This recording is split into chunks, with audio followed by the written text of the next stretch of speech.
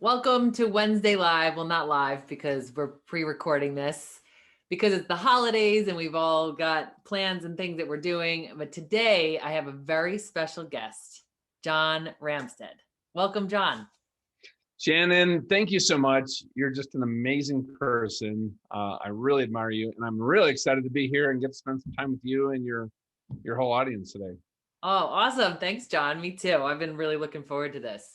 So your company is called Leadership Beyond Influence. Let's start there. We titled Okay. our program about that. What does that mean to you? Oh, great question. So, the thing about people, Shannon, that have had just that major impact in your life, maybe they just said that one word that showed that where you maybe started to believe your potential, or they mentored you. It could have been a coach or a parent.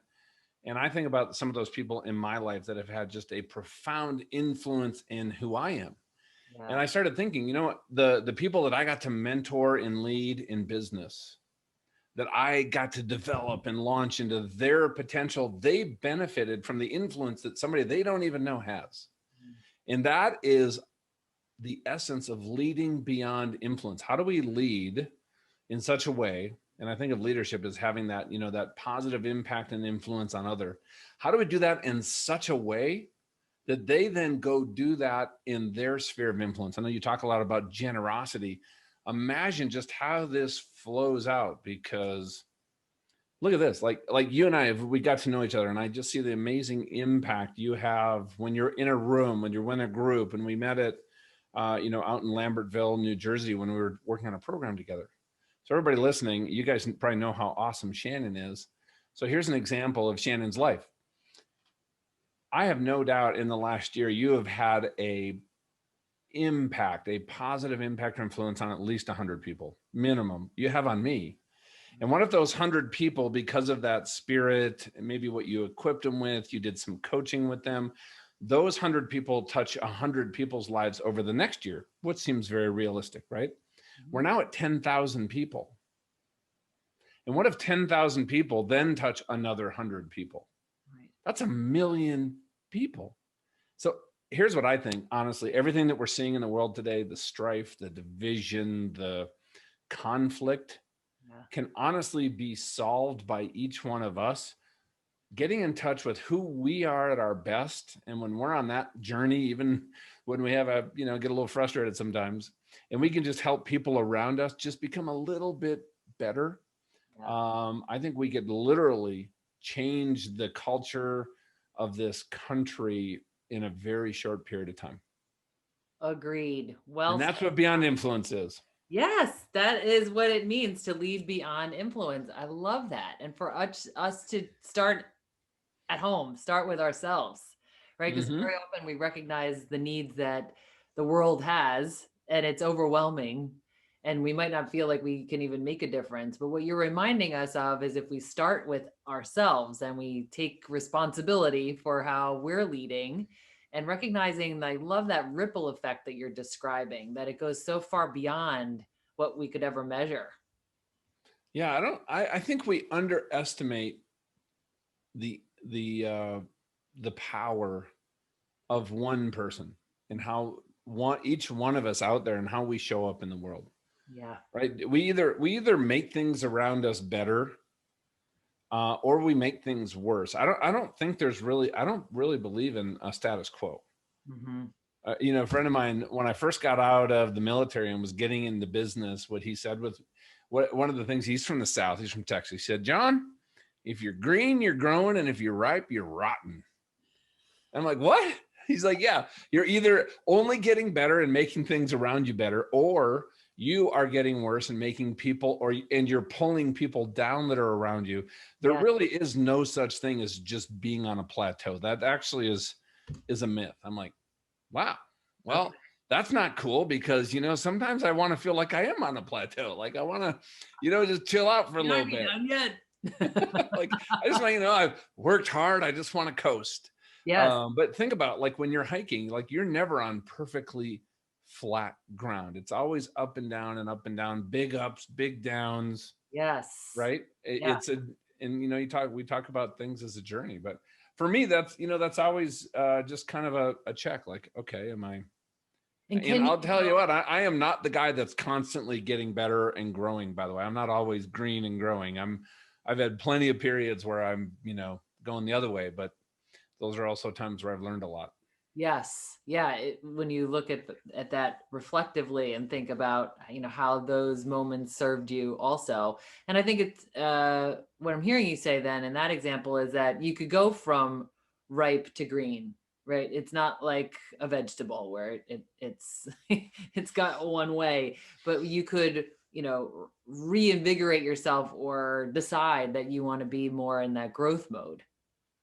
Yeah, like this time, I do a lot of work with leaders, Shannon. I know you do too. Like, a period of time like what we're going through right now Mhm. that we're in.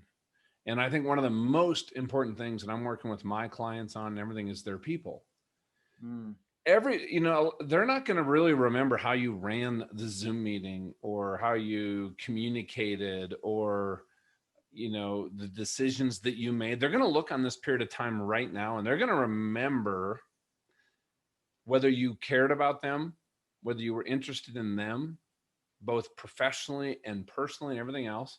Mhm. And in doing that, we're going to either strengthen our relationships and emerge from this as an organization stronger, Mhm. or we're going to not focus on that and emerge from this weakened, Mm. especially as an organization. If we look at our people, we look at our cultures, we just include this. This includes our family, right? Yes. How did I handle this as a dad? How did I handle this as a husband? How did I handle this with some of my close friends, right? Was I stressing out? Was I needy? Mhm. There's times when I've been panicked. I mean, in the spring when this happened, our business absolutely got pancaked. Yes, mine And too. I told Don, I said, stop spending, Mhm. right? Like seriously, I don't want to be taking money out of our savings account. And then within a week, we had all three of my kids, my daughter-in-law, my grandson, and my two dogs, me and my wife. So we had 7 people. Our house isn't that big, all living here for 4 months. I mean, my grocery bill was for dying. I mean, that was my retirement plan, was my grocery bill for 4 months. I mean, it's And funny, not funny, right? I mean, it's all of a sudden like, yeah, I love these people, but I didn't realize that they would be all under my roof and in my care for that's this right. So I time. had a choice to make though in that moment, right? Yeah, okay. Do I just trust God? Do I trust there's a plan? Do I just keep every day coming down here to this desk and just figuring out what is the one thing I need to focus on today? And while I'm doing that, make my family a priority. Because here's how Don and I looked at this, right? Because our kids are adults, they're 23, 21, and then we have one 17-year-old here. Mhm. That's not the normal family that lives under the same roof.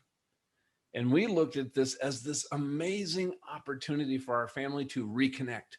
We started cooking meals together. We'd watch MasterChef and try to replicate a dish as a family. We'd play games. We'd go for walks. We were all in the same. We never had one argument. Yeah.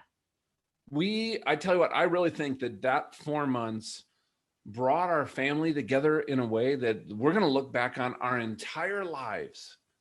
And that is going to be just a foundational piece that just strengthened our relationships to a point that I feel personally that they will never break. So I am honestly so grateful for that I'll put up with all this other stuff. And there's been a lot of stress and ups and downs and things like that. But so I'm always trying to pull, and I think, and I know you think this way too. You kind of have this abundance place, right? You think, you're very hopeful. And I got to tell you, that has really served me well. And that's where I want to come from. And I Yes. get a chance to model that to my kids. Because guess what? There's going to be a time when I'm not here. Could be 20, 30 years from now. And they're going to go through some kind of significant adversity. They're going to get flattened. I've been flattened. I've had businesses fail underneath me because of the economy in the past. Mhm. I've had major health challenges. And you know what? People in our lives watch how we go through these things. Yes. Mm-hmm. Yes. And that is the leading beyond influence as well, right? That Mm-hmm. the legacy or the modeling that you have put out there, it gives people an example of how to manage a setback, how to still show up, how to prioritize the things that you say you value most, even when you're in crunch time and you could get into that stress mode of using your own strength and determination to be the only reason that you get through something. So you mentioned about, your time in the Navy, and, it's the month where we're really honoring our veterans, and we're focusing on these incredible humans who have dedicated very significant parts of your life to our country. So you were a combat Navy fighter pilot, and you went on to fly combat missions in Iraq and selected to attend Top Gun. So could you tell us a little bit about that, John, and like how has that influenced your life? That was one of the most fun, exciting, and terrifying times of my entire life, Shannon. My goodness. I mean, just even to get the opportunity. I was in college when Top Gun came out. I graduated college in 88. Top Gun came out in 86. So you can imagine when I got selected to go to flight school, which was like winning the lottery, literally like winning the lottery. And I get orders to go down to flight school. Let me share this because this is some advice I got from my dad. We were told at the time that because of the popularity of the movie, that only 1 out of every 10,000 people that applied would actually get to fly a fighter. I'm like, oh man, well, okay, well, so I got into flight school, so I have to win the lottery twice in a row. Like, but my dad pulled me aside. He saw that I was, kind of really nervous and feeling stressed about this. I just graduated college. He said, John, listen, here's what you do. When you get down to Pensacola, Naval Air Station, Pensacola, where they do a primary flight training, there's going to be somebody everybody's talking about. He's going to be a student. He's going to be the ace of the base. And you need to find this guy and ask him what he's doing. And if he'll share with you, you have to be willing to put in, I'll guarantee he's probably doing some extra work. I'm like, okay, Dad, thanks. Great.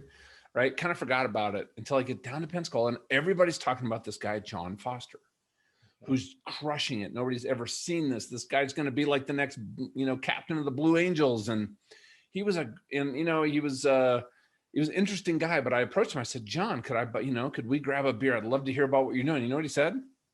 He goes, I'd love to. Nobody's ever asked me. Like, what? And he sat down and Shannon, he shared with me everything that he was doing, which was so, I was an engineer in college, right? It was so counterintuitive how I would have approached studying and training if it had been on my own to flight school. And he said, and he held me accountable. Hey, did you go do this, this, and this, all these things that he talked about. Yeah. And so I did with his mentorship, the same, what he did. And I followed it. And I ended up graduating #1 and getting my choice to fly the F-14 out of Virginia Beach. That was my #1 choice. And I got it. And I credit that, like, talk about somebody else that's leading beyond influence, right? I did put in the work, but I credit John for creating something that was unique and sharing it. If you want, I mean, that's the secret. Wow.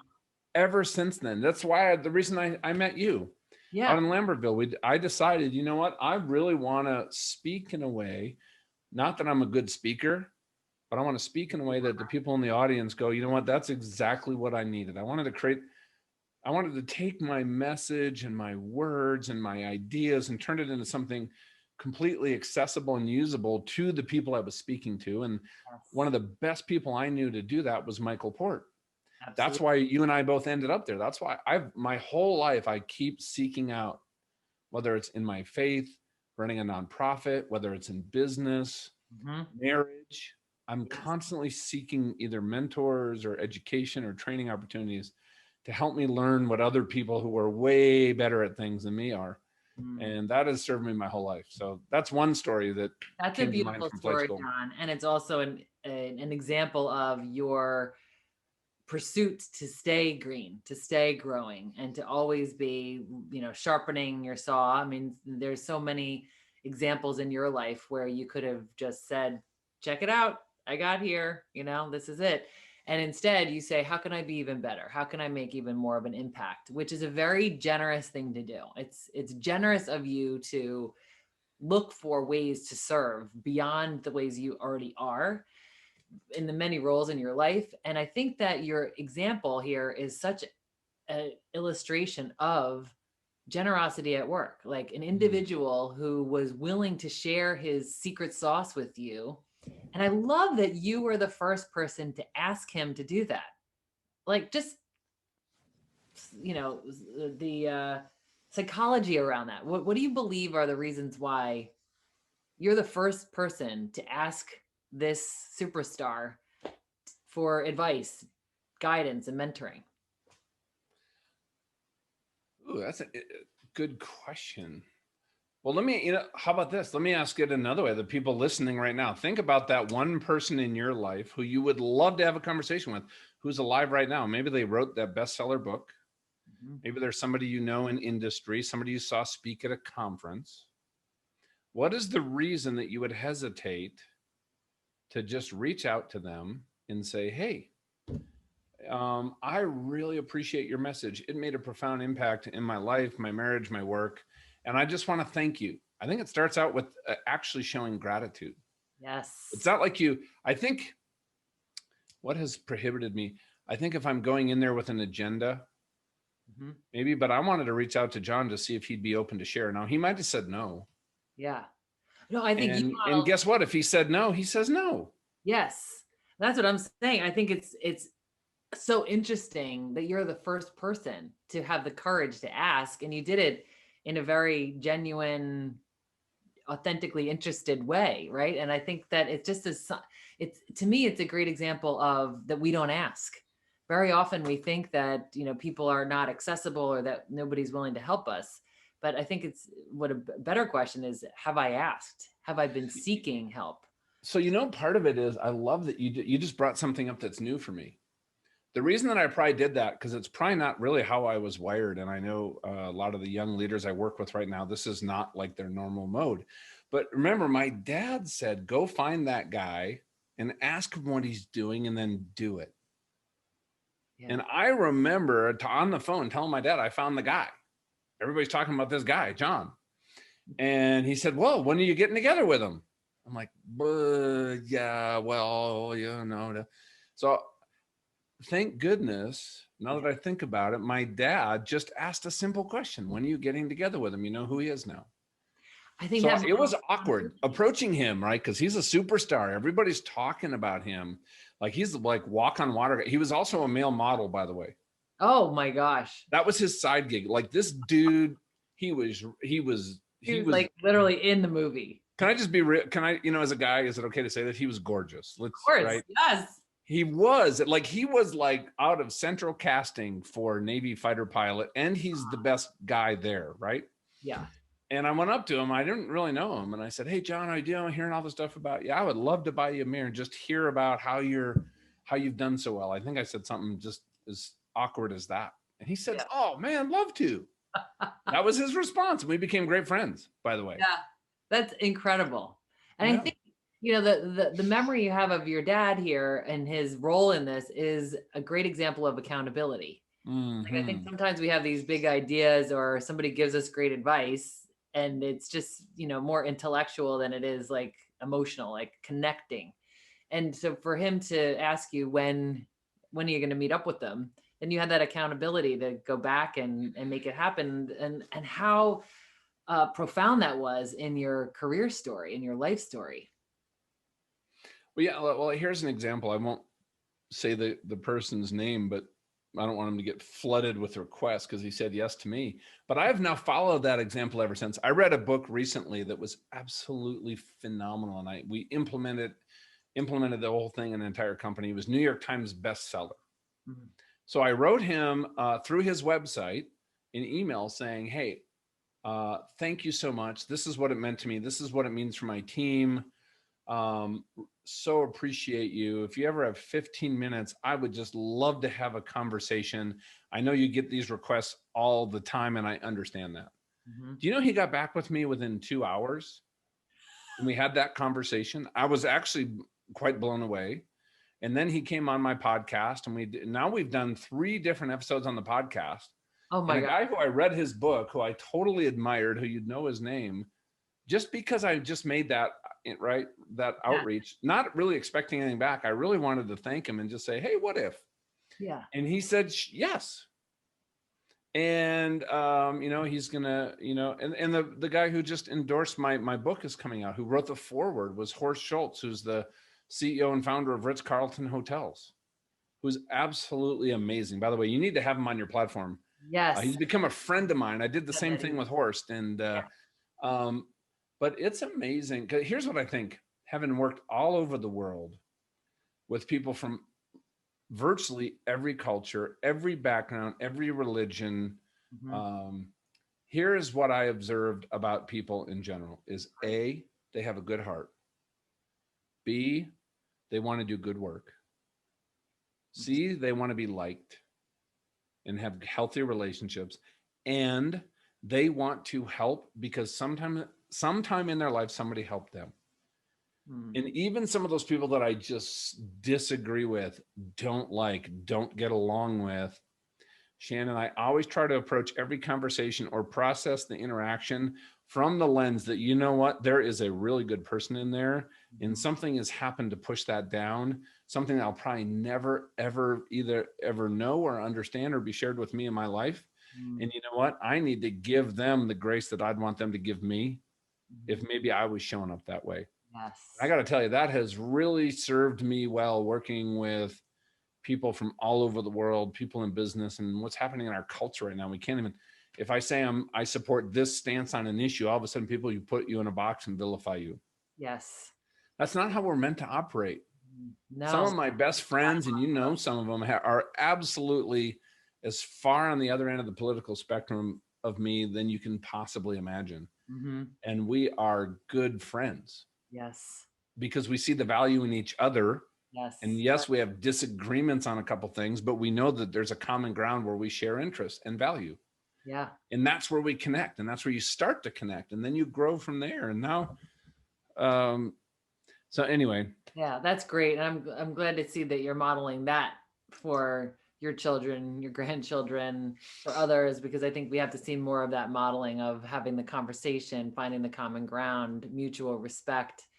So when you were talking about these individuals who you reached out to with genuine appreciation for their work and how that was a floodgate that opened up with a new relationship with them and things that you benefited from, and just like, wow, this is like a real person that I could connect to and relate to and learn from. And but it started with gratitude. It really did. Yeah. Well, like I was, John, I approached John because I did want something, right? I wanted his mentorship. Mm-hmm. So sometimes it might, be approaching somebody like that. I Yes. think in the process, though, if somebody is willing to mentor you, Mm-hmm. I think the role of a mentee, if that's the right word, Sure, it is. if you really want that relationship to grow, I think the best way to show gratitude to somebody is, let's say, Shannon, you share with me, you mentor me, and you give me some advice on how to approach something. Yeah. And then I get back and then I go do it. And then I go back to you and I say, Shannon, thank you. You gave me this advice. This is what I did with it. I either did it well, I didn't do it well, or, and here's what I learned. Yeah. Here was the outcome. But thank you so much for that. That was awesome. What are your thoughts on what happened there? That is, just staying in touch and reporting back to people. If somebody just spends 15, 20 minutes with you on the phone, Yeah. like, here's what I did. As a matter of fact, I had a very specific question with that person I reached out to, that author, Mm-hmm. about an area that I was trying to implement from his book that I was struggling with. And we had a short conversation, and I said, I have one question for you. And here's what it is. I don't know if I say no to some of these different things in my life, which in your book, if you say no to one thing, you're saying yes and giving yourself an opportunity. But if you say yes to something, you're saying no to something else. And I'm really having struggles really setting that priority because we have so much going on. And he really helped me narrow that down. Mm. So I put that into action. And then what I did is I wrote him, and you're good at this too, Shannon, I wrote him a handwritten note about what that meant, what I had done with it, and the outcome that had meant for both me and my team. And I mailed it to the address that I found also from his website. I didn't email him and say, hey, what's your address? Mm-hmm. That is what opened the door to start a relationship with somebody, was me thanking him for that short period of time, Yes. getting some information from him, taking action, and reporting back. Right. So it's these little steps in building a relationship, because he doesn't owe me anything. I'm just somebody sitting here in Colorado in his, home office, trying Right. to make something happen, build a Sure. small business. So But so thoughtful in your approach to it. It wasn't generic, it wasn't solicitation. And the investment of time in handwriting a note, putting a real stamp on it, and walking it to your mailbox is appreciated, because not that an email wouldn't have meant something to him or anyone who receives gratitude from others, but I think that that investment of time, which doesn't seem that significant, but it's so meaningful and very rare. Right? it Like, is. You want to, what I'll tell you, anybody under 40 right now, you want to differentiate yourself in yeah, business and in life and in the world right now. Just start writing a handwritten thank you note after you have a meeting with people, and you'll be blown away at what happens. yeah, Not with an ask like, hey, Shannon, great to meet you. By the way, can you introduce me to Bob? yeah. No, hey, Shannon, great to meet you. You are, this is what you said. Like, be Mhm. specific. This Yes, is what it meant to me, and I really appreciate it. yes. Keep rocking, keep knocking them alive, Mhm. whatever. And then just stay in touch. Right. Yeah. Yeah. I think that's awesome. And that, that give and take is really beautiful. What are other ways that you see generosity at work? Like, you're a Navy veteran, you're an entrepreneur many times over, you're an executive, you've been a global executive many years of your life. You're a leader in so many different ways, John. What are some ways that you see generosity as a contributing factor to a culture and to a leader's behavioral style? Mm. So so this might be interesting. So let me bring you back to my early Navy career. This is where I think my spirit of generosity, which I think shows up today, um, almost as servant leadership. A lot of people don't understand servant leadership. Yes, I'd But love to. here's what happened is, so, my dad taught me this great lesson. I told you I've done it my whole life, and I did. So I was in my first fleet squadron, which means that I'm now actively deployed. I'm done with all my training. We're heading into the Persian Gulf for our first combat cruise. My commanding officer, his call sign was Darth, for Darth Vader. You Okay. did not want to be on this guy's bad side. I'm 6'2". He was 6'4", black hair, black eyes, Vietnam veteran as a Marine combat soldier, and then switch. I mean, crazy story. Yes. And this guy was the hardest boss I ever worked for, but also a guy underneath all that tough exterior, one of the biggest hearts. Hmm. Okay. You know who he reminds me of? Have you ever watched Gordon Ramsay? Yes. Right? He has like such an edge to him, but you see him on a certain show and he just cares so much about the people, their Yeah. marriage. He wants to try to fix the marriage and the restaurant, right? That was this guy. That was Darth, Hmm. right? He had that edge. But I asked, I said, hey, Skipper, could I get some, could I ask you a question, privately in your stateroom? And he said, sure. So I went in there. I said, okay, I was a junior officer, which means I'm brand new. And I said, one of my goals is to be a commanding officer someday. And he kind of gave me that look like, what are you talking about? Yeah. And I said, well, it is. And I would love your thoughts on what advice you wish somebody would have given you when you were at my stage in my career. And he sits down in his chair. He said, nobody's ever asked me that. It's 2 for 2, John. 2 for 2. Here's what he shared with me, though. He goes, John, here's what happens. Everybody in the Navy is constantly, we get ranked. Let's say there's 30 junior officers in a squadron.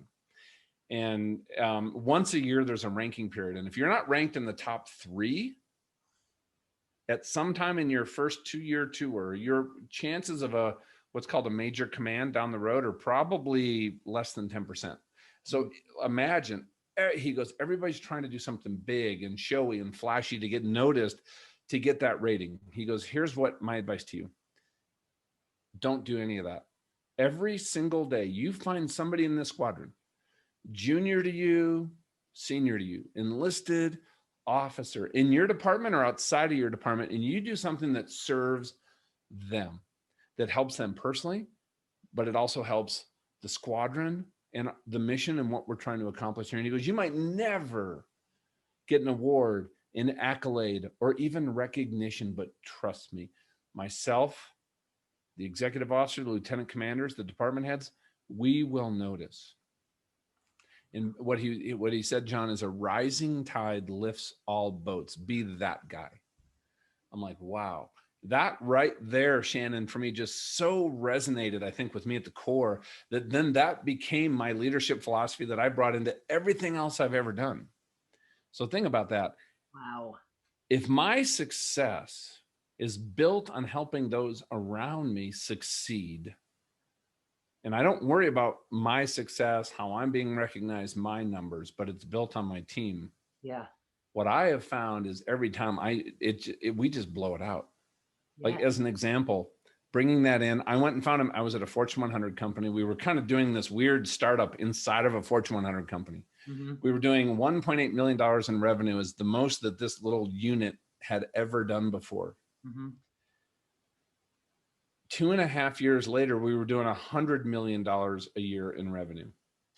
And 100% of my job, and this is servant leadership, was to help every single one of my sales reps, pre-sales engineers, project managers, client service people succeed in their job, maximize their comp plan, and get their work done without working, 70, 80, 90 hours a week. When I saw my folks just working crazy hours, I'm like, okay, is there anything we can do to create efficiencies? Yes.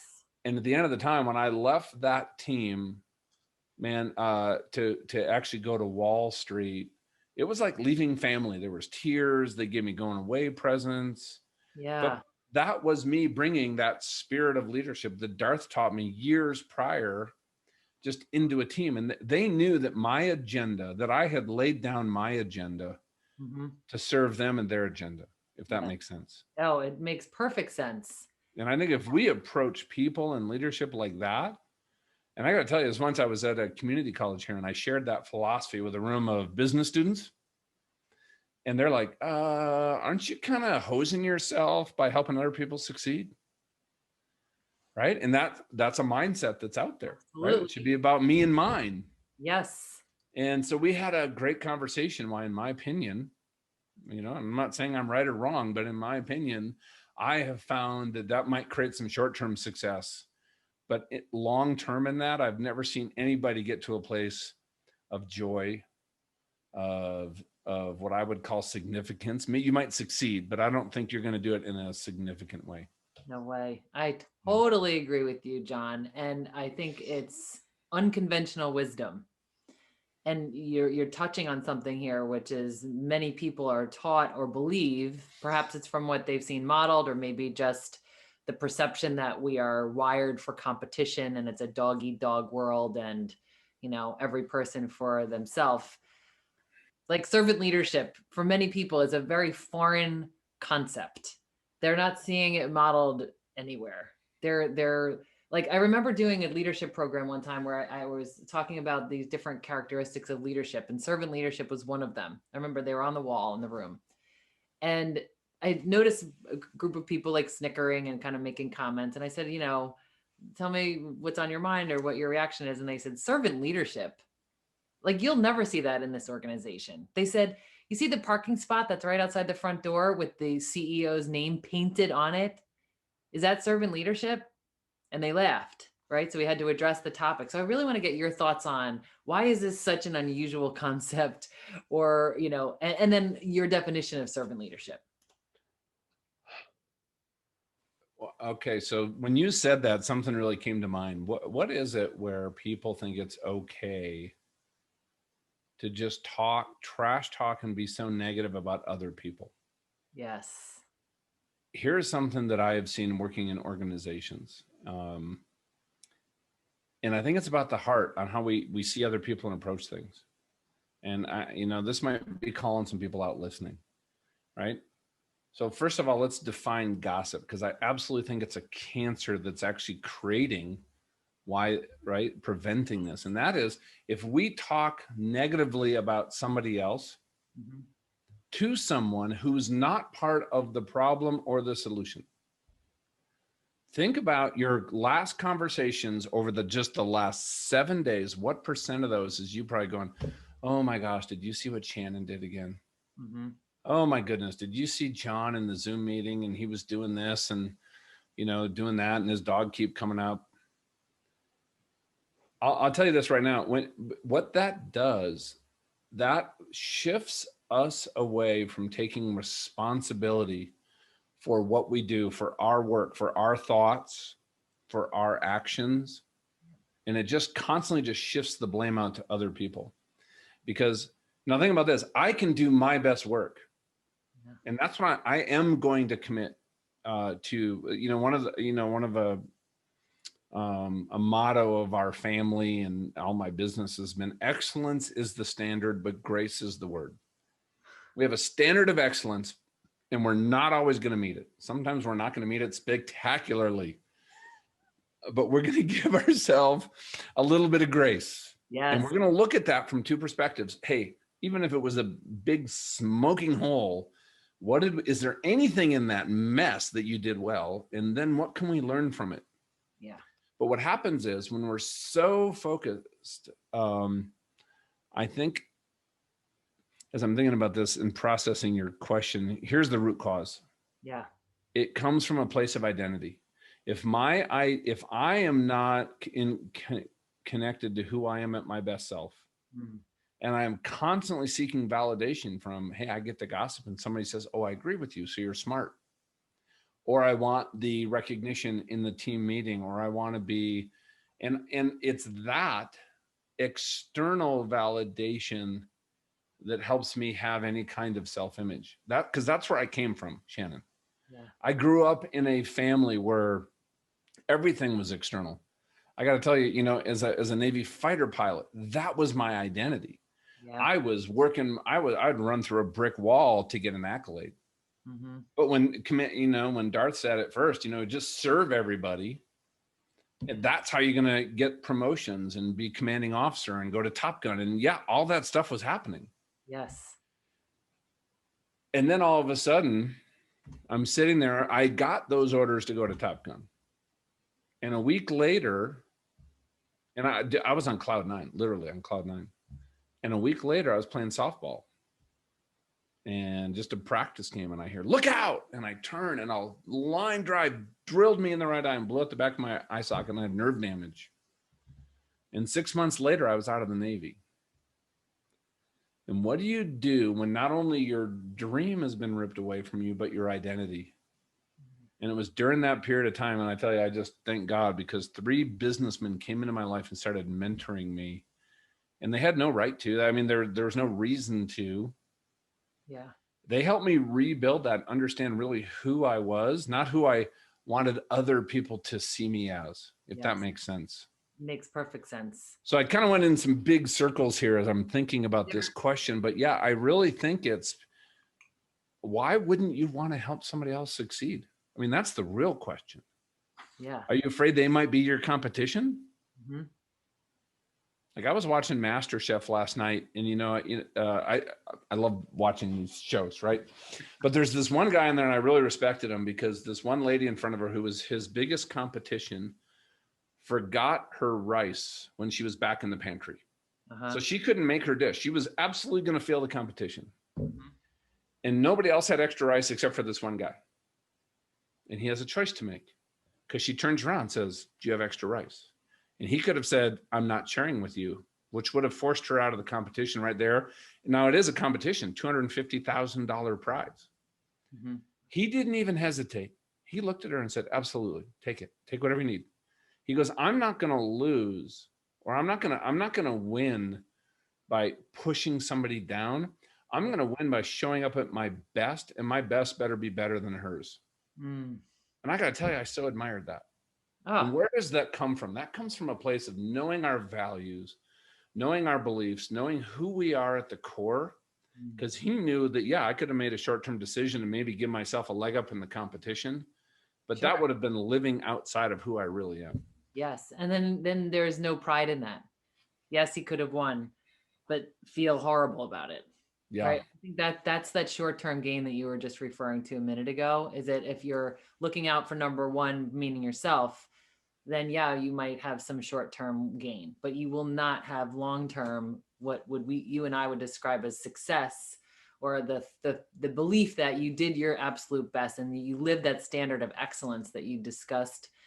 And only, we all know that in the privacy of our own spirits and our souls and our minds. Like, the definition of integrity is like, what do you do when no one's looking? right? So in this case, this was a, broadcast television show, which could also be an indication of like, why would somebody want to win, right? Because then they get all of that praise, they get the financial reward, but that generosity of spirit of like, I want a healthy competition. I want to make sure that we're on a level playing field.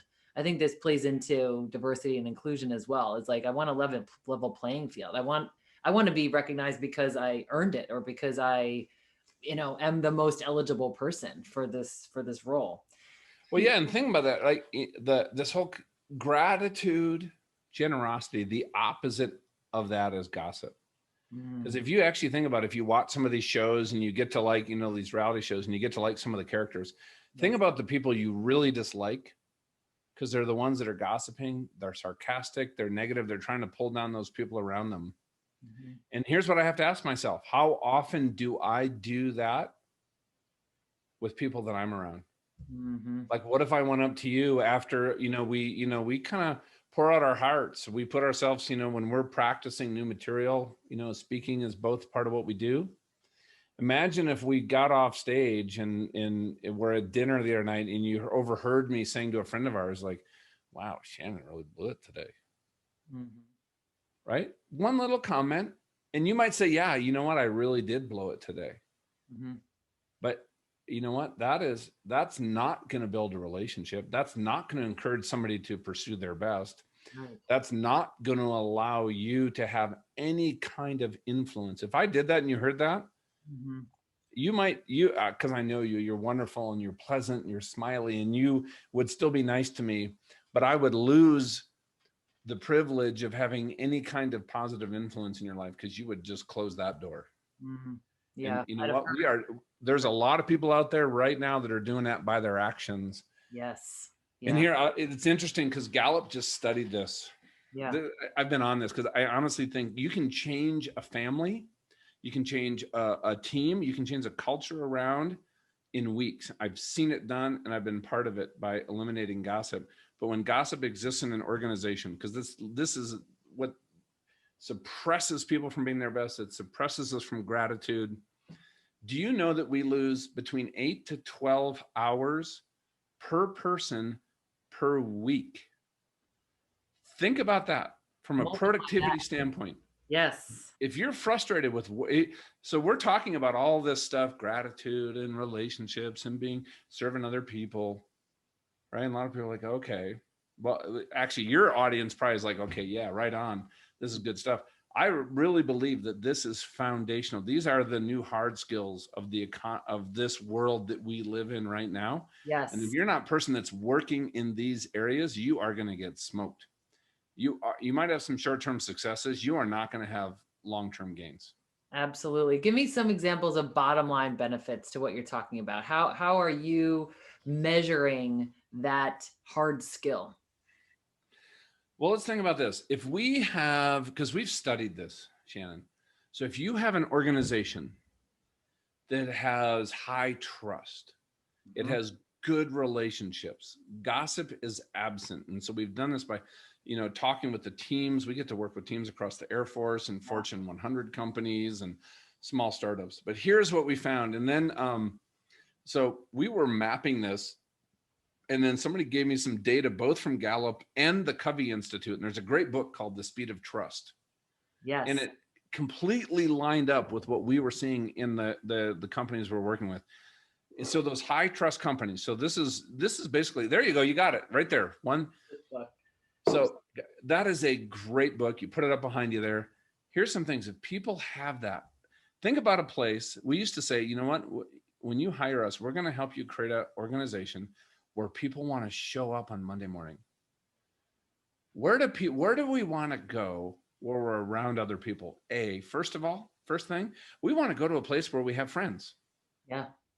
Right? If somebody invites me to a dinner party with somebody who's a total jackwagon. Yeah. Right? But my wife likes his wife. I'm like, I'm not excited to go. Yeah. But here's the thing.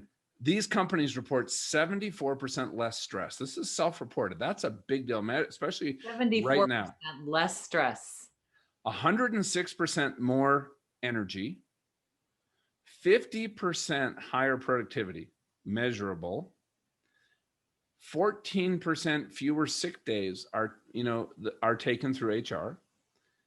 If you do the engagement score from Gallup, these organizations have a 76% higher engagement.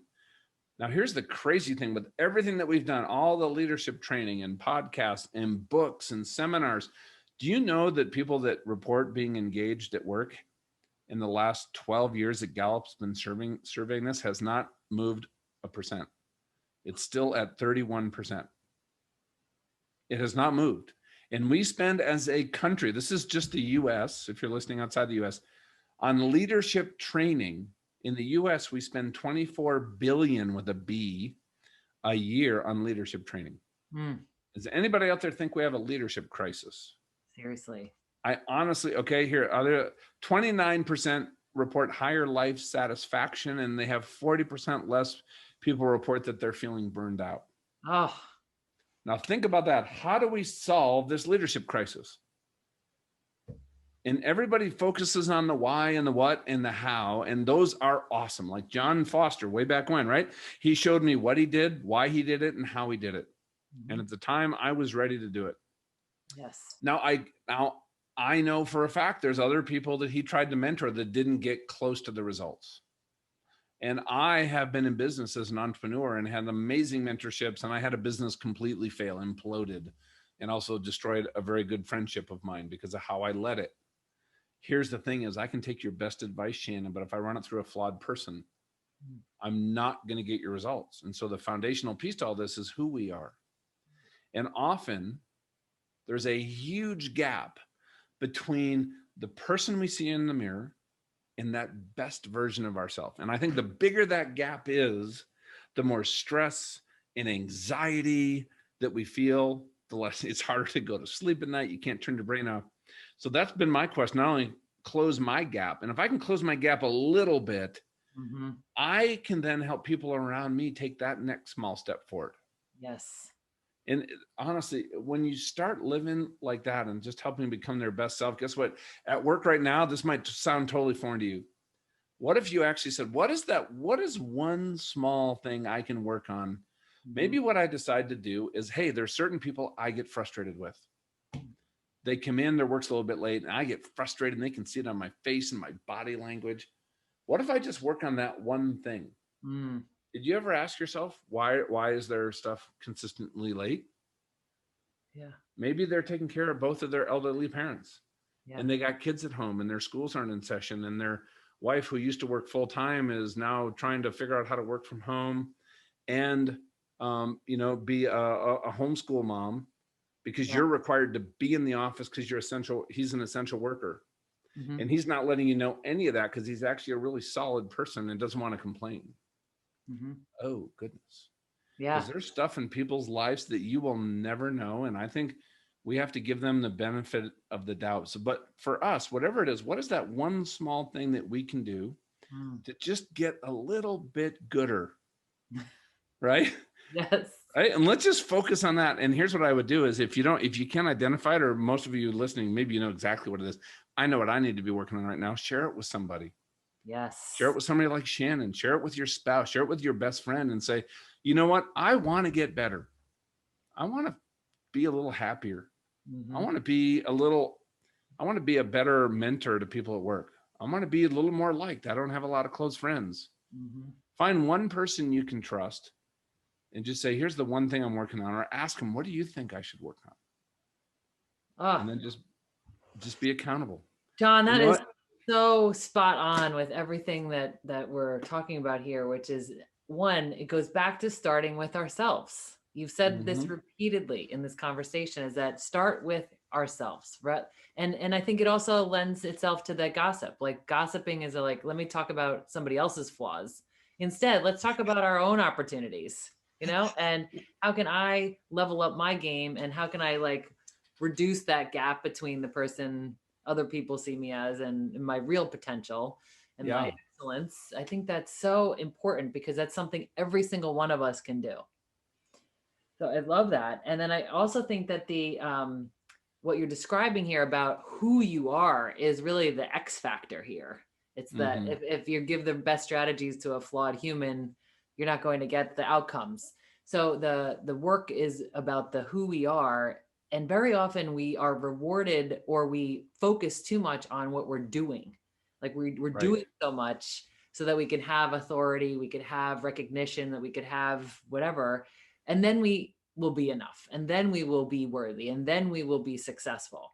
So I think it's contingent on us doing so much, Yeah, which is we're why almost people creating these focus so. dependent events in our life until we can actually experience life. Yeah, And that is a cycle that will never complete itself. yeah, There's right. a So you and start with the being first. That's what you're saying. yeah, and I think, here's what it took for me, because, after I got out of the Navy, I realized, what, I wasn't the sharpest tool in the shed when it came to business. So my motto became, Shannon, I'm going to just outwork everybody around me. And that's just how I approached everything. I think it's why in life and business, I was, for a lot of times, was just miserable. What I Yeah. realized through this whole process is, what I had to do is I had to slow down in order to speed up. Mm. The results, since I've actually gone through this process and wrote a book about going through this process that I've had in the last 9 years, eclipse anything I've ever done prior to this point in my life. Yeah. But maybe I had to go through all this to actually figure this out. And my hope is maybe at my age now, at 54, I can share this with some other people and Yes. just accelerate their timeline to get to their potential. Yeah. Not take, 30 years. Like, Right. I'm still not there, but I've come a long way. Still Yes. have a ways to go. Tell But us more about your book, John, because this is intriguing. Tell us more about this book you've been working so hard on. so it's called On Purpose with Purpose: Discovering Your Best Life. And it's really this whole journey that I've had about really understanding, not only in the past, Shannon, I was so focused on kind of figuring out what was my calling, what was my purpose, what I should be doing that was fulfilling. Nothing felt right. And I was just, working so hard. And what I realized is I had the question backwards. Mm. And that was, I have to understand who I am. And really, from my perspective, the way I see it is like who God made me to be, Mm-hmm. to understand that clearly. What is that potential? When I slowed down to figure that out, this thing that I've been like searching for my whole life, like buried treasure all over an island, all of a sudden, like the mist cleared and I knew exactly what I needed to do. Yeah. And so here's what I realized is, and I think this is the key to solving this leadership crisis. It's connecting to our purpose. We do that by understanding who we are. We do that by really understanding and working on that concept of identity, because here's what's happened our whole lives. Here's how your identities have formed through a couple different areas. All of your own experiences. Mm-hmm. Maybe you tried something and it didn't work out. And instead of saying that was a learning experience, you said, no, I can't do that. Right? You saw that as proof of a negative. Mm-hmm. Or maybe you worked with somebody and they gave you some feedback like, oh, you're a terrible public speaker. Don't ever do that again. You're not doing any more of the briefings. It's also formed from what we think other people's opinion of us is. Right? You're in a meeting and you say something, they roll their eyes. Yep. It might have nothing to do with what you said, but we fill in that gap and there's a narrative there. Mm-hmm. And here's what I found for myself is a lot of that stuff wasn't true. But I had let these lies in as truth into how I saw myself, and they formed like these chains around me. What we have to do is we have to go through a process to break free of those chains. And that is what this whole book is. And, I have a really faith, background story, Shannon, but I wrote the book so that I could hand it to a CEO of a Fortune 100 company. We do a lot of work with the military, that I could hand it to a general officer in the Air Force and the Army, or an admiral in the Navy. And I'm really excited about it because hopefully it's almost kind of like buy a book, and it's basically like working with somebody to coach you through this whole process. I wanted people to be able to get the benefits of working with a coach without having to invest the time and money, because yes. So that's how I tried to write the book.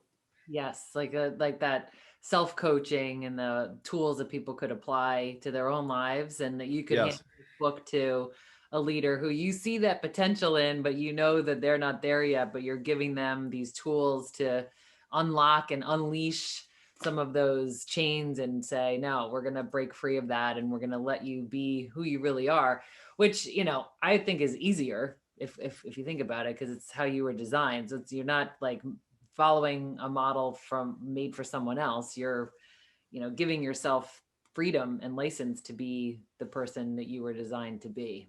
Yep. 100%.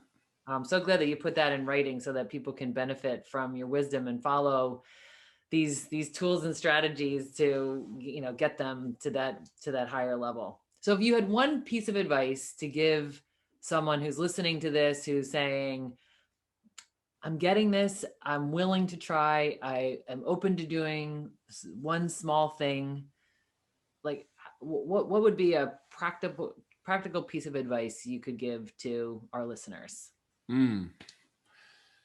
Okay, one thing. The one thing is, what's the one thing for you? And remember, I said I start out each day with, what is that one thing I need to do today?